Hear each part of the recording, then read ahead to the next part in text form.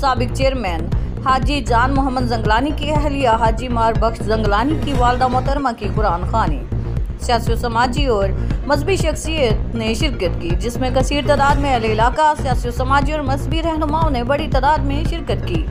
तमाम शुरका ने मरूमा की दर्जात की बुलंदी के लिए दुआए मगफिरत की और लवाहिकीन के साथ दिली हमदर्दी और तासियत का इजहार किया।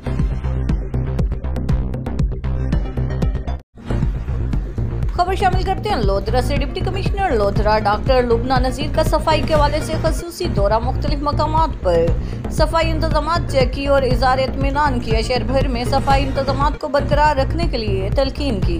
जिला लोधरा में वेस्ट मैनेजमेंट कंपनी का ईद उल फितर पर मिसाली सफाई ऑपरेशन काबिल तारीफ है।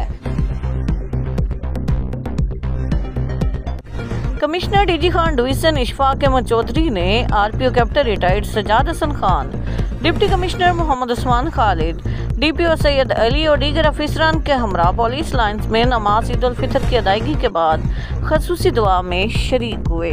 मुल्क और कौम की सलामती के लिए खसूसी दुआ की गई। अफसरान और मुलाज़िमीन को गले मिलकर ईद मुबारकबाद दी।